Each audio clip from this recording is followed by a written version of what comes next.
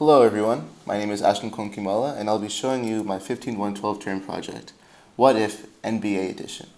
So, in my game, there are two specific modes. There's the Explore section and the Compete section. And we'll go over the Explore section first. Essentially what we'll be doing is creating our own NBA fantasy teams. I have player ratings based on the base statistics of those players, and you can use your players that you select to create a team rating. Let's get started. Okay, so I have a list, I have buttons for every single NBA team, all 30 of them, and what I'll do is select GSW, the Golden State Warriors. From here, I'll be able to select from these buttons specific players that I want to put in this list. And if I fill this list out to 5, I'll be able to calculate my team rating. So let's just say we put Stephen Curry, Klay Thompson, Kevin Durant, Draymond Green, and DeMarcus Cousins. If I do this and I calculate my team rating, I'll be able to see a visual representation of the team itself, along with its overall team rating, based on the calculations from long-range score, short-range score, playmaking, perimeter defense, inside defense, and intangibles. These scores are generated using high-level statistics, such as PER and usage rating, these team ratings are created that way. Now, let's say I want to try a different team. I can go back like this, and it'll reset the entire board for me. And if I wanted to switch different teams together, then I could do that. So let's say I wanted to put Russell Westbrook from the Thunder, James Harden from the Houston Rockets, and Kevin Durant from the Golden State Warriors together. Now I have a team of 3, and I realized that I don't really know what team, how else to fill out my team. I can use H to help me out, so let's do that. What H will do is call a backtracking function to create to find the specific players necessary to create a team that has an 80+ overall team rating. And they selected Adrian Payne and Al Horford. So if I wanted to use the suggestion that the computer gives me, I can select players, and it'll be able to fill out Adrian Payne and Al Horford. If I make a mistake and accidentally click on one more person, you'll see that I've selected one extra player, and all I have to do is press U to undo that. From here, I can calculate my team rating, and yes, it's guaranteed to be above an 80 because that's what the computer told me that it was going to happen.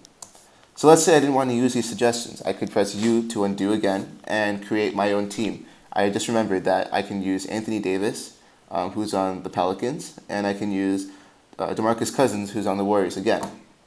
I can calculate this team rating, and it'll show me, oh wow, the overall team rating is a 79. We can see that the reason why is because we have very long-range shooting, our short-range shooting is not that good, and our intangibles isn't very high. Just so you know, intangibles include team chemistry, usage rating. So because a lot of these players are very good and they're their first option on their team, they want the ball more, and because of that, there are restrictions put on how well they will play together, which is reflected in the intangible score. Now I can try another team, or I can go back and I'll show you the compete section. In the compete section, it's essentially a draft between you and your friend. So you assign who becomes player 1, who becomes player 2, and you're drafting to create the best possible team. And you'll be able to see who wins after you select your players. So let's say that player 1 chooses Devin Booker. What happens now is that player 2 cannot choose Devin Booker again because it's highlighted yellow. They're not able to choose Devin Booker. And then let's say player 2 will choose Raymond Felton. The reason why you want to stick to the specific positions that the players play is because there are certain multipliers put in place depending on the position that's played. So for example, Devin Booker as a center is not very good. He traditionally plays shooting guard. So as a center, he would not be able to get as many rebounds as expected. And the multipliers that are set for rebounding for centers will not be that high for Devin Booker. Now, I will not be able to compare these two teams just yet because I have to create a full list of 5 people. Let's say I fill out the rest of the team with Justin Holiday and then keep on going. It'll swap back and forth, and then I can finally compare. Now I can see, based on the visual map and the overall team rating, that player 1 was able to create a team that was better, 75 over 73. Now let's say we play it again. All we have to do is press R to reset both the player pool and also who gets to go first. So player 2 will get to go first.